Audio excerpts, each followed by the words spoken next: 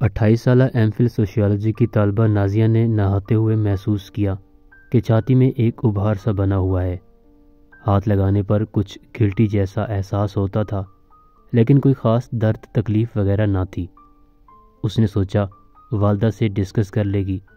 چند ہفتے یوں ہی بے دھیانی میں یاد نہ رہا۔ ایک دن دوبارہ نہاتے ہوئے اس طرف دھیان گیا تو ماں سے اس بارے میں مشورہ کر ہی لیا۔ ماں نے کہا کوئی درد یا تکلیف ہے تو دکھا لیتے ہیں ڈاکٹر کو۔ ساتھ مشورہ دیا کہ زیادہ مسئلہ نہیں لگ رہا تو پیاز باندھ لو اور ساتھ وظیفہ پڑھ لو، یہ آپ ہی گھل جائے گی۔ چند ہفتے وظیفہ پڑھا اور پیاز بھی باندھا اور ساتھ ساتھ زیتون کے تیل سے ہلکے ہاتھ مالش بھی کی۔ گویا نازیہ نے نفسیاتی طور پر اپنے آپ کو یقین دلایا کہ ٹوٹکوں سے ابھار کا سائز کچھ کم ہو گیا ہے۔ وہ مطمئن ہو گئی۔ ابھار اپنی جگہ موجود رہا، خاموش، کسی تکلیف یا درد کے بغیر، جیسے طوفان سے پہلے سمندر ہوتا ہے۔ 6 مہینے ایسے ہی گزر گئے۔ نازیہ کو بھول گیا کہ ایک چھاتی میں ابھار ہے۔ اب کہ نازیہ کو عجیب سا درد دائیں بازو میں اٹھا، جیسے اس کی ہڈی میں کوئی سوراخ سا کرنے کی کوشش کر رہا ہو۔ درد کی دوا لی چند دن اور درد کو آرام آ گیا، لیکن دوا چھوڑتے ہی درد نے پھر زور پکڑا۔ آخرکار قریبی ڈاکٹر سے مشورہ ہوا۔ اس نے کہا جوان لڑکی ہے، اسے کیا ہونا ہے۔ کیلشیم اور وٹامن ڈی تجویز کیا، ساتھ ایک تگڑا سا پین کلر انجیکشن ٹھوکا اور گولیاں دے کر چلتا کیا۔ پھر سے عارضی آرام آ گیا، لیکن دوا کا کورس ختم ہوتے ہی پھر وہی تنگی شروع۔ اب نازیہ کو پریشانی ہوئی کہ یہ درد جان کیوں نہیں چھوڑ رہا۔ اس نے اپنی ڈاکٹر دوست کو کہہ کر سرکاری اسپتال سے ایکس رے کروایا۔ ایکس رے کروا کے ہڈی والے ڈاکٹر کے پاس لے گئی۔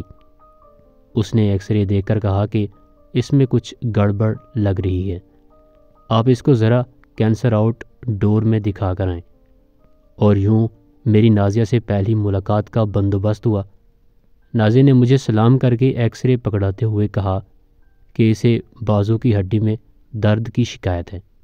میں نے ایکس رے دیکھتے ہی ہڈی کا پوچھنے کی بجائے اس سے پوچھا آپ کو جسم میں کہیں کوئی گلٹی محسوس ہوتی ہے، جس کے جواب میں اس نے کہا کہ ہاں بس چھاتی میں ابھار سا تھا، لیکن وہ وظیفے اور مالش سے بہتر ہو گیا، لیکن تھوڑا سا ابھی بھی ہے۔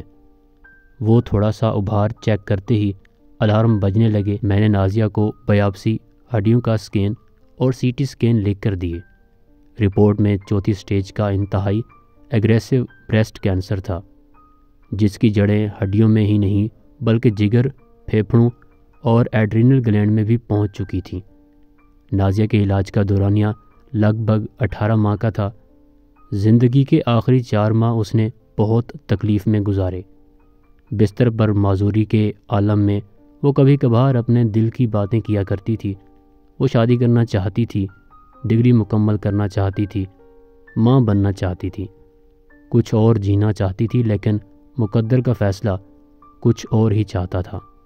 شاید ہمارے ارد گرد بہت سی نازیاں موجود ہوں، کیونکہ ہر 9 میں سے ایک خاتون اپنی زندگی میں اس کا شکار ہوتی ہے۔ خواتین کو بتانے اور سمجھانے کی ضرورت ہے کہ چھاتی میں تبدیلیاں ہوں تو ڈاکٹر سے مشورے میں تاخیر نہ کریں۔ پہلی سٹیج میں ہم اگر اس بیماری کو پکڑ لیں تو اللہ کی مہربانی سے اسے جڑ سے اکھاڑنے کے اچھے چانسز ہوتے ہیں۔ اگر آپ خاتون ہیں اور ایسی کوئی علامات آپ میں ہیں تو فوراً کسی ڈھنگ کے ڈاکٹر سے معائنہ کروائیں۔